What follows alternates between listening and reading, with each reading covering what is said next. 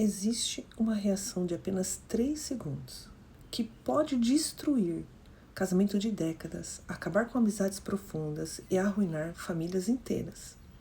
Então, ela é rápida, ela é silenciosa e quando você percebe o estrago, já foi feito.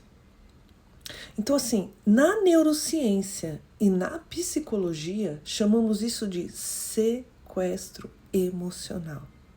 Aquele momento em que sua amígdala assume o controle, desliga, entre aspas, o seu cérebro racional e coloca você no modo sobrevivência puramente impulsiva. E o que a Bíblia fala? Quando a gente lê a Bíblia, lá a gente vê Pedro tendo umas reações assim. Então, Pedro, na noite em que Jesus foi preso, tomado pelo medo, pela raiva, a mente de Pedro foi o quê? Sequestrada. Ele puxou a espada, cortou a orelha do soldado. Pouco tempo antes ele afirmava que morreria por Jesus. Pouco tempo depois ele negou Jesus, de conhecer o mestre dele, negou ele 3 vezes. Como alguém muda tão rápido, tão drasticamente, em questão de minutos? Porque as emoções extremas, queridos, alteram temporariamente a nossa capacidade de raciocinar. Quando você sente medo, rejeição, vergonha, raiva intensa, o seu cérebro, ele não busca sabedoria. Ele busca apenas se defender. Então, é por isso que pessoas boas tomam decisões terríveis. Elas não perdem os seus valores. Elas apenas perdem, naquele segundo de sequestro, o acesso aos seus valores. Então, aqui entra a chave que une a terapia cognitiva, a palavra de Deus, a neurociência e até a PNL, Então, o que nós aprendemos aqui, O que você sente não é provocado pelo fato em si, mas pelas interpretações que você dá ao fato. A PNL, ela nos ensina, querido, que a realidade não entra na nossa mente de forma pura. Nós usamos filtros mentais. Isso significa que atribuímos uma cena. Então, assim, quando a gente atribui uma cena, tudo muda instantaneamente na nossa química corporal. A PNL chama isso de ressignificação. E a TCC chama isso de intervalo de pensamentos automáticos. Então, entre o que acontece e sua reação, existe uma fração de segundos onde a sua mente dispara frases automáticas. Ela é rápida e silenciosa.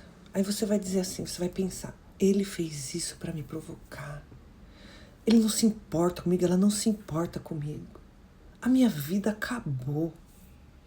Se você aceita essa primeira interpretação como uma verdade absoluta, você é sequestrada a sua emoção.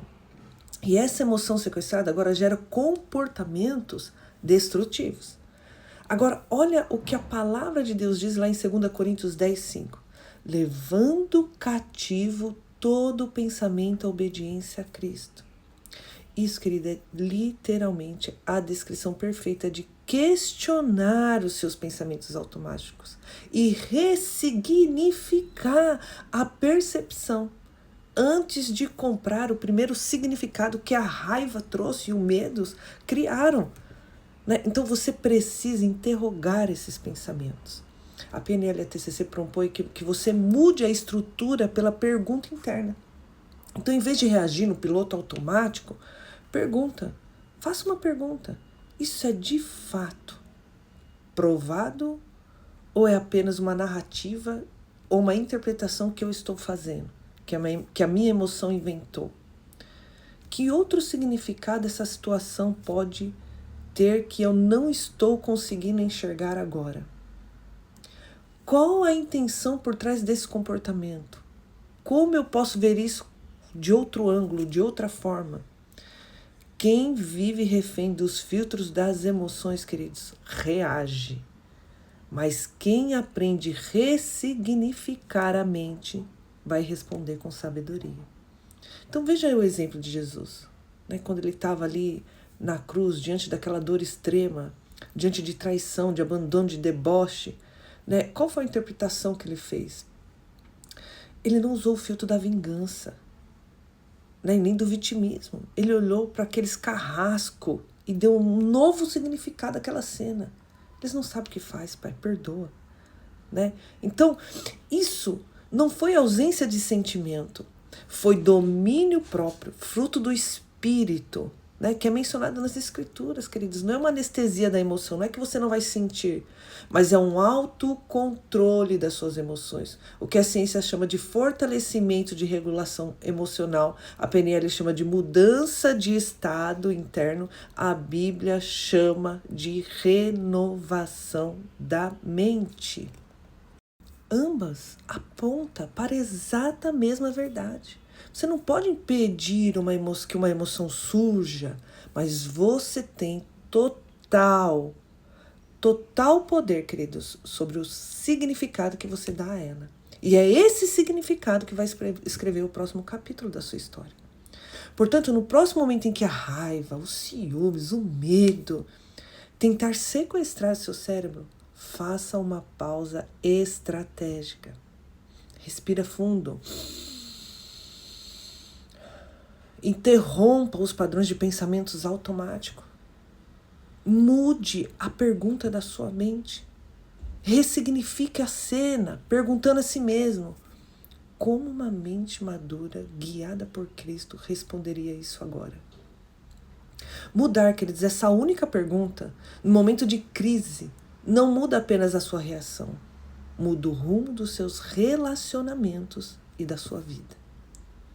Então, se esse conteúdo fez sentido para você, inscreva-se no canal, deixa um gostei, compartilhe para que mais pessoas sejam abençoadas como você está sendo.